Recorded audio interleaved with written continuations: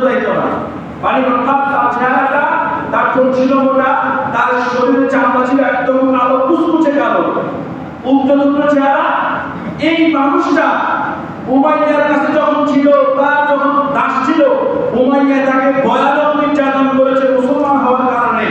কিন্তু আল্লাহ রাসূল এই দৃশ্য দেখে, বিশাল ঘটনা, আল্লাহ রাসূল এই দৃশ্য দেখে সহ্য করতে পারলেন না।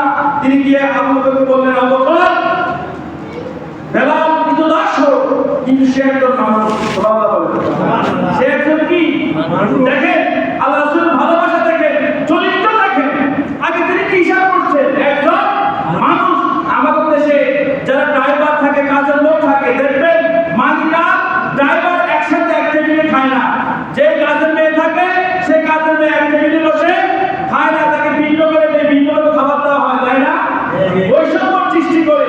কিন্তু এই বেলাল রাদিয়াল্লাহু আনহু একজন দাস হওয়ার পরেও আল্লাহ রাসূল তাকে প্রথমে আবু বকরকে বললেন, আবু বকর, বেলালের উপর যে নির্যাতন হচ্ছে এটা সহ্য করার মতো না, আমি সহ্য করতে পারছি না।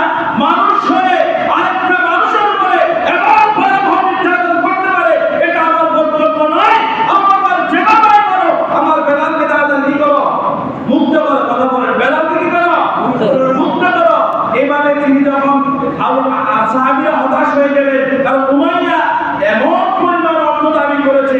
তৎকালীন সময়ে একটা দাসের দাম ছিল 5 টাকা, 10 টাকা, 50 টাকা, কিন্তু তারা 20 গুণ বেশি দাম হাঁকছে।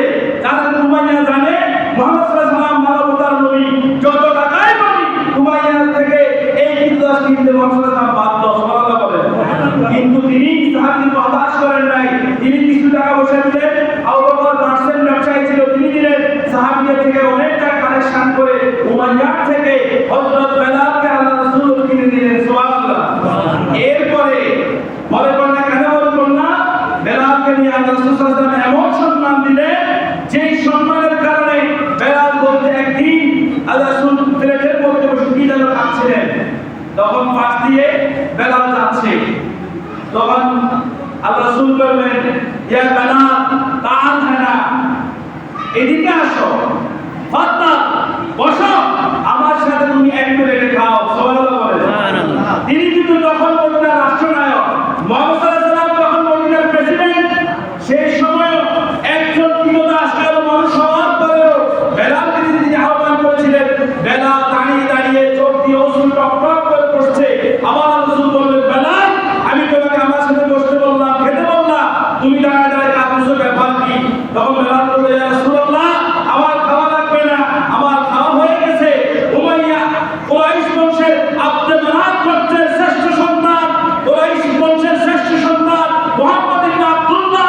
আমি একজন বিদ্রোহ হওয়ার পরেও আমার মতো কালো এরকম একজন মানুষকে মুহাম্মদ সাল্লাল্লাহু আলাইহি ওয়াসাল্লাম যেই সম্মান দিয়েছে, এক প্লেট খাওয়ার জন্য বলেছে, এটাই আমার কলিজা বলে গেছে, আমার খাওয়ার আর দরকার নাই। সুবহানাল্লাহ। কেন বলছে? তিনি অনুভব চরিত্রের বৈশিষ্ট্য আমাদের জন্য রেখে গিয়েছেন। আজকে আমরা ধার করতে যাই আওয়ামী লীগের চরিত্র, বঙ্গবন্ধু চরিত্র, জিয়ার চরিত্র, আমরা ধার করতে যাই মানুষের চরিত্র, বিভিন্ন কবির চরিত্র, বিভিন্ন নায়কদের কালো চরিত্র খুঁজতে যাই। নাউজুবিল্লাহ মিন যালিক। পৃথিবীতে একমাত্র নবী ব্যতীত ওর মানুষের ব্যাপারে আল্লাহ সার্টিফিকেট করে নাই যে নবীর ওর মানুষের চরিত্রবান, ওর মানুষ চরিত্রবান। এরকম সার্টিফিকেট কোন মানুষের ব্যাপারে আল্লাহ বলে নাই।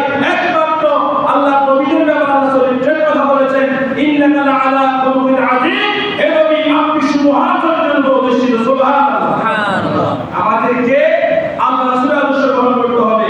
মানুষের সাথে সুন্দরভাবে, নম্রভাবে, বিনয়ের সাথে কথা বলতে কি আপনার শরীরের অংশ কমে যাবে, রক্ত কমে যাবে, ব্রেন মাথা চুল পেকে যাবে, মগজ খারাপ হয়ে যাবে?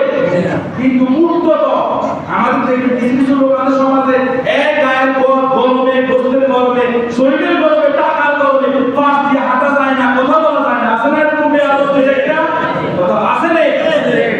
এই বেয়াদবদেরকে আল্লাহ রাসূলের আদর্শ শিক্ষার জন্য বলছি যে জায়গায় যায় ঝামেলা মাখা, যাত্রার সাথে গিয়ে ঝামেলায় বাঁধায়, এরকম লোকদের সাথে মুসলমানের কোনো সম্পর্ক নাই, চরিত্রের সাথে কোনো সম্পর্ক নাই। আল্লাহ তাআলা আমাদের সকলকে মুহাম্মদ সাল্লাল্লাহু আলাইহি ওয়াসাল্লামের উত্তম চরিত্র, উত্তম আদর্শ গ্রহণ করার তৌফিক দান করুন। আসসালামু